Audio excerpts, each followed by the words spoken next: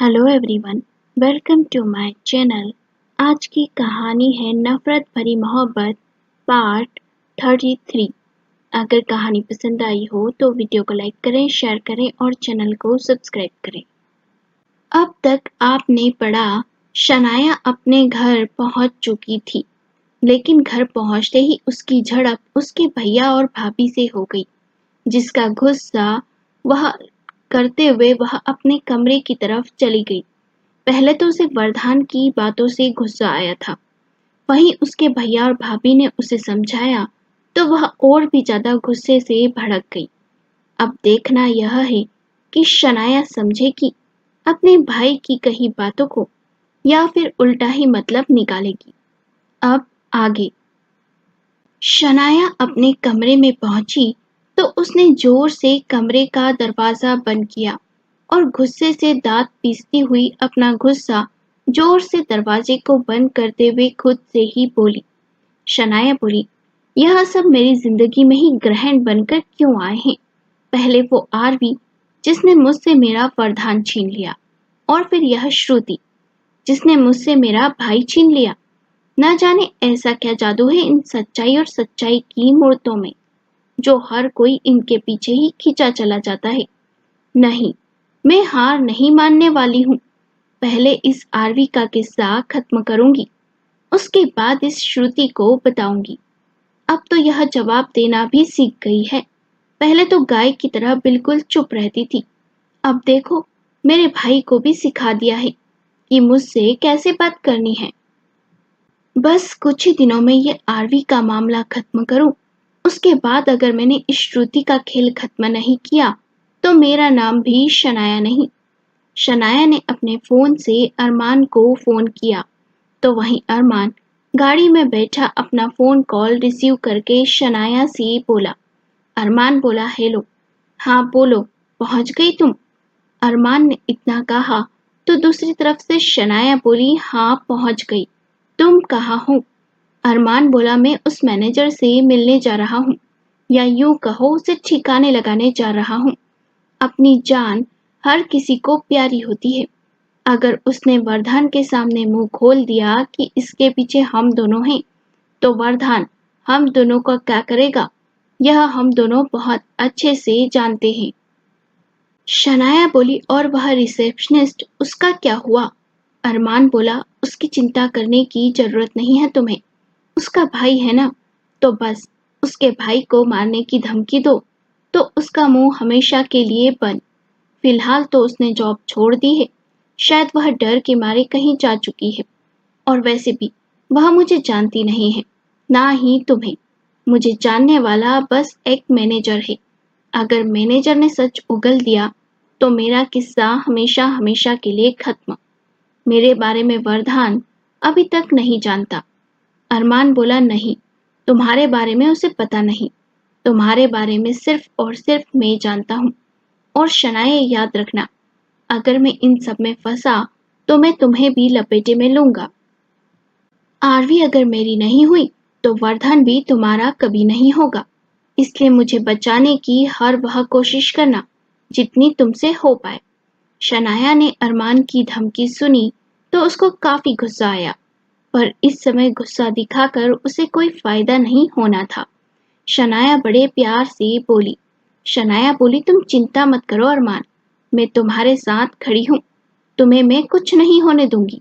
वैसे भी मैं यूएस आ चुकी हूँ, अब तुम देखो मैं वरदान को कैसे दोबारा अपने काबू में करती हूँ। अरमान बोला, यह तो बहुत अच्छी बात है, और वैसे भी तुम ही हो जो वरदान के करीब जाकर आरवी को जला सकती हो, यह जता सकती हो कि वरदान की लाइफ में आरवी की कोई अहमियत नहीं है। इससे पहले कि वरदान आरवी से बात करे, तुम आरवी से मिलकर यह क्लियर कर दो कि तुम और वरदान एक दूसरे को डेट कर रहे हो। शनाया बोली, उसकी चिंता तुम मत करो, कल का मेरा प्लान रेडी है। कल कुछ ऐसा होगा जो असलियत में होगा, जिसे वह आरवी अपनी आंखों से लाइव देखेगी। चिंता मत करो। अरमान बोला, ठीक है, मैं पहुंच गया हूँ एड्रेस पर, तुमसे बाद में बात करता हूँ। इतना कहकर अरमान ने फोन काट दिया। अरमान ने अपनी गाड़ी को साइड में लगाया और अपनी गाड़ी से उतरते ही उसने पहले यह देखा कि कहीं कोई आसपास उसे देख तो नहीं रहा। जब उसे वह कंफर्म हुआ कि वह जगह पर अकेला है, तो वह थोड़ा कॉन्फिडेंट हुआ और वहां से सीधे शातिर चोर की तरह घर के अंदर निकला। कमरे में बहुत अंधेरा था। वह दबे पांव धीरे धीरे करके घर के अंदर दाखिल हो रहा था। उसे बेसमेंट में जाना था, जो घर के नीचे बना हुआ था। धीरे धीरे वह बेसमेंट के रास्ते में निकल पड़ा। जैसे ही उसने देखा कि सीढ़ियों पर भी अंधेरा है, तो उसने अपने फोन की फ्लैश लाइट ऑन की। वहीं दूसरी तरफ अरमान का फोन कटते ही शनाया के चेहरे पर मुस्कान आ गई। उसने अपने बैग को साइड में किया और अपने फोन को बिस्तर पर फेंकते हुए अपने बालों को उंगलियों से घुमाते घुमाते खुद से ही बात करते हुए बोली। शनाया बोली, इस अरमान का तो कुछ करना पड़ेगा। अगर वरदान को मेरी सच्चाई पता चल गई तो इस जन्म में क्या, मैं किसी जन्म में वरदान को नहीं पा पाऊंगी। पहले कल के प्लान को तैयार करती हूँ, उसके बाद इस अरमान का सोचूंगी। एक बार यह मैनेजर को मार दे, उसके बाद मुझको प्लान भी बनाना पड़ेगा। शनाया ने जैसे ही अरमान के मुंह से यह सुना, तो वह बड़े प्यार से उससे बोलने लगी कि वह उसका साथ देगी। लेकिन फोन कट हो जाने के बाद उसके चेहरे पर एक शातिर मुस्कान आ गई। वह कुछ सोचते हुए बिस्तर पर जा लेटी और अपने दोनों हाथों को बेड पर फैलाते हुए जोर से हंसने लगी। इस समय वह काफी ज्यादा डरावनी लग रही थी। शनाया काफी हंसी और उसके बाद खुद से बोली, कितने भोले हो तुम अरमान। तुम्हें क्या लगता है उस आरवी को मैं इतनी आसानी से खुश रहने दूंगी? उसकी जिंदगी हमेशा हमेशा के लिए अकेली ही रहेगी। तुम तो बस मेरे खेल के मोहरे हो। एक बार मैं वरदान को हासिल कर लूं, फिर तो तुम्हें इस दुनिया से इतनी आसानी से उठाऊंगी कि तुम्हें पता भी नहीं चलेगा, क्योंकि तुम ही तो हो जो मुझे धमका सकते हो। सच्चाई तो तुम्हें ही पता है। बाकी अगर मेरा कहीं से कहीं तक नाम नहीं आएगा, चलो मैं तब तक नहा लेती हूँ। वैसे भी कल के प्लान में भी तो फोकस करना है। खुद से बातें करते हुए शनाया वहां से बाथरूम की तरफ चली गई। वहीं दूसरी तरफ वरदान ने अरमान की यह क्लिप सुन ली थी।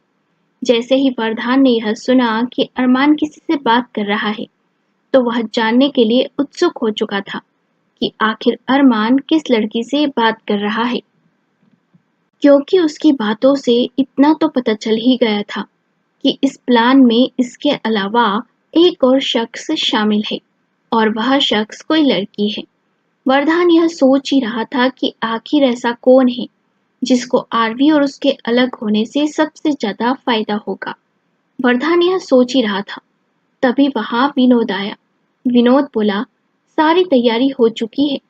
जैसे ही वरदान ने यह सुना, तो उसके चेहरे पर मुस्कान आ गई। वरदान बोला, सीसीटीवी कैमरा फिक्स है? विनोद बोला, हाँ, अब तुझे लाइव इमेज दिखाता हूँ। इतना कहकर उसने अपना टैबलेट निकाला और उस टैबलेट में उस रूम की वीडियो दिखानी शुरू कर दी जहां मैनेजर था। वरदान के चेहरे पर मुस्कान आ गई। वरदान बोला, बस चंद मिनट का अंतर है और मछली जाल में खुद फंसने वाली है। विनोद बोला, पर इससे पहले तो कुछ सुन रहा था ना? क्या सुन रहा था? वरदान बोला, मुझे एक बात पता चली है। इस प्लान में सिर्फ अरमान ही शामिल नहीं है, बल्कि कोई तीसरा भी है, कोई लड़की। जैसे ही विनोद ने यह सुना, तो न जाने क्यों उसके दिमाग में शनाया की चेहरा आया और वह अपने दिमाग से यह विचार हटाते हुए वरदान की बातों पर फोकस करने लगा। विनोद बोला, कोई लड़की, पर कौन हो सकती है? वरदान बोला, यही तो समझ नहीं आ रहा कि आखिर कौन लड़की ऐसी हो सकती है जिसे मेरे और आरवी के अलग होने से सबसे ज्यादा फायदा होगा। विनोद बोला, ऐसी तो एक ही लड़की है और वह है शनाया। वरदान बोला, तो फिर से शनाया के पीछे पड़ गया। वो ऐसा नहीं कर सकती। वरदान ने इतना कहा तो विनोद ने हाथ जोड़ते हुए बोला। विनोद बोला, तुम धन्य हो प्रभु, तुम्हारा कुछ नहीं हो सकता। वरदान बोला, सही तो कह रहा हूं मैं, सुबह से शनाया शनाया कर रहा है। उसी का नाम दिमाग में घूम रहा है तो बोल दिया तूने। छोड़, बाद में इस बारे में भी पता लगाना है। फिलहाल के लिए हमें प्लान बी पर फोकस करना चाहिए। अभी केवल वीडियो बनाओ। उस वीडियो को कैसे इस्तेमाल करना है यह आने वाले टाइम में बताऊंगा। जैसे ही विनोद ने यह सुना तो विनोद बोला, कुछ तो सोच रहा है तू। सच बता, क्या सोच रहा है? साक्षी आरवी को लेकर वहां से निकल चुकी है। वरदान बोला, ठीक है। जैसे ही वो दोनों यहाँ पहुंचे तो आरवी को मेरे पेंट हाउस लेकर आना। विनोद बोला, तो तूने इसलिए वह घर खरीदा था? वरदान बोला, हाँ फिर? विनोद थोड़ा मुस्कुराया और बोला, ठीक है, पर ध्यान से। आरवी अभी तुझसे बहुत गुस्सा है। कहीं ऐसा ना हो गुस्से में तेरा सर फोड़ दे।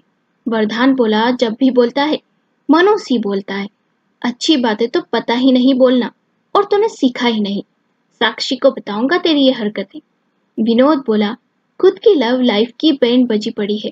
मेरी अच्छी खासी लव लाइफ की क्यों बैंड बजाने की सोच रहा है? अपनी लाइफ पर ध्यान दे। वरदान बोला, कितना पजेसिव है ना तू साक्षी के लिए। विनोद बोला, हाँ हाँ, जैसे तुम तो बिना जलन के मरे बैठे रहते हो। वह तो मैं जानता हूँ। आरवी के पास कोई लड़का आता है तो सबसे ज्यादा जलन तुम्हें ही होती है। खैर छोड़ो, मुझे और भी बहुत सारे काम हैं। वरदान बोला, कभी कभी तो तेरी हरकतें सारी लड़कियों वाली हो जाती है। समझ में नहीं आता साक्षी कैसे झेलती है तुझे। विनोद बोला, जैसे आरवी भाभी तुझे झेलती है।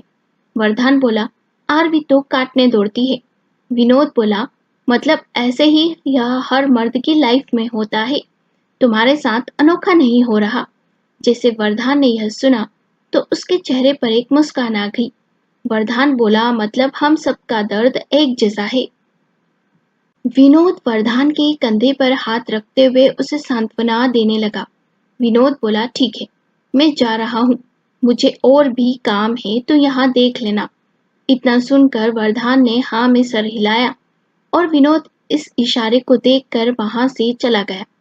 मैनेजर के घर पहुंचते ही अरमान सीधे बेसमेंट में जा पहुंचा। वहां उसने देखा कि चारों तरफ अंधेरा ही अंधेरा है। उसने मैनेजर की तरफ देखते हुए कहा। अरमान मैनेजर से बोला, तुम यहाँ कब छुपे? तो वही मैनेजर अरमान से कुछ बोला नहीं। तब अरमान मैनेजर की तरफ देखते हुए बोला, वह सब छोड़ो, तुमने वरदान को कुछ बताया तो नहीं?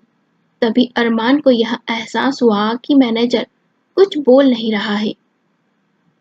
उसने मैनेजर की तरफ फोन की लाइट लगाते हुए देखा तो उसने देखा कि मैनेजर हाथों में एक तस्वीर लिए बिस्तर पर लेटा हुआ है।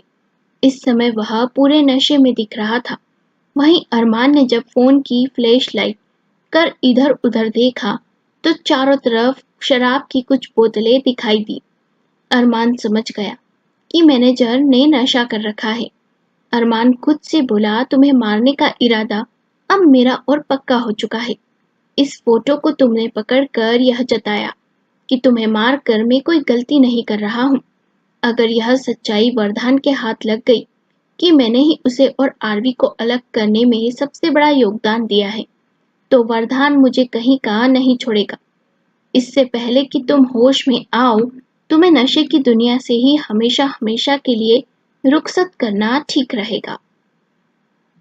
इतना कहकर उसने वह फोटो उसके हाथ से ली। उस फोटो में वह लड़की जो अरमान के कहने पर उस रात होटल में आई थी उसकी तस्वीर थी। साथ ही में मैनेजर की उससे बात करते हुए और कॉफी में कुछ मिलाते हुए उस तस्वीरें दिख रही थी। अरमान ने उन तस्वीरों को समेटा और अपने ब्लेजर की जेब में छुपाते हुए उसने मैनेजर की तरफ देखते हुए एक तिरछी मुस्कान दी। उसने अपनी कोट की जेब से बंदूक निकाली। जैसे ही वह मैनेजर को बंदूक मारने वाला था कि तभी कमरे में लाइट आ गई। अरमान लाइट को आते देख पहले तो डर के मारे चौकन्ना हो गया। फिर वह समझ गया कि लाइट पावर कनेक्शन के कट हो जाने की वजह से गई थी। पावर आ गई तो लाइट भी आ गई। फिर अरमान ने पूरे कमरे को अच्छे से देखा तो उस कमरे में उसकी और बाकी सारी डिटेल्स तस्वीरें लगी हुई थी। अरमान गुस्से से उन तस्वीरों को देखते हुए बोला, मुझे फंसाने का पूरा प्लान बनाया था इस मैनेजर ने। अच्छा हुआ मुझे यह समझ आ गया कि तुम्हें जिंदा रखकर मैं बहुत बड़ी गलती करूंगा। वहां काफी तस्वीरें थी मैनेजर की अरमान से मिलने की। वहीं जब अरमान होटल में मैनेजर से बात कर रहा था तो उसकी तस्वीर भी मैनेजर ने निकाल कर रखी थी ताकि समय आने पर वह अरमान को ब्लैकमेल कर सके। वहीं वरदान को ये सारी तस्वीरें मैनेजर के घर के सेफ लॉकर से मिल चुकी थी, जिसके बारे में खुद मैनेजर ने ही वरदान को बताया था। मैनेजर को यह लग रहा था कि वरदान उसे जाने देगा और माफ कर देगा, लेकिन वरदान के दिमाग में तो कोई और ही प्लान चल रहा था। वह इतनी आसानी से किसी को नहीं छोड़ता, तो मैनेजर को वह कैसे छोड़ देता, जिसने उसके साथ गेम प्लान किया था। वरदान ने मैनेजर की सारी डिटेल्स ले ली और उसके बाद शुरू किया अपना प्लान। अरमान ने इन सारी तस्वीरों को देखा और उन तस्वीरों की तरफ देखते हुए उसने मैनेजर पर एक नजर मारी, जो नशे के कारण आधी बेहोशी की हालत में था और कुछ बड़बड़ा रहा था। मैनेजर बोला, तुम नहीं बचोगे अरमान, मैं सब सच बता दूंगा, अब तुम नहीं बचोगे। वहीं अरमान मैनेजर की इन बातों से चिढ़ रहा था। उसने एक नजर उन तस्वीरों की तरफ डाली और फिर मैनेजर की ओर अचानक गुस्से से देखते हुए अपनी बंदूक से सारी गोलियां चला दी। थोड़ी ही देर में मैनेजर ने दम तोड़ दिया। उसके बाद अरमान ने इधर उधर देखा और फिर उन तस्वीरों के साथ वहां कुछ सबूतों को मिटाते हुए वो वहां से चला गया। वहीं वरदान यह सब कुछ अपने टेप में देख रहा था। वरदान को पहले से ही पता था कि अरमान मैनेजर को यूं ही नहीं छोड़ेगा। वरदान का प्लान सफल हुआ। मैनेजर मर गया और उसके मरने का इल्जाम वरदान के ऊपर नहीं आया। वहीं अरमान ये सोचकर खुश हो रहा था कि उसने मैनेजर को मार दिया। अब वह किसी भी तरह से नहीं फंस सकता। वह अपने घर आया और सबसे पहले बाथरूम में जाकर खुद को फ्रेश किया। फिर कमरे में आकर बेड पर लेटते हुए खुशी से अपना फोन निकाला और शनाया को कॉल करते हुए कहा। अरमान शनाया से बोला, वरदान ने वह वीडियो रिकॉर्डिंग विनोद को भेज दी थी। विनोद ने जैसे ही वह वीडियो रिकॉर्डिंग देखी तो उसके चेहरे पर मुस्कान आ गई। दूसरी तरफ से विनोद ने वरदान को मैसेज किया। विनोद बोला, आरवी पहुंच चुकी है, आगे क्या करना है?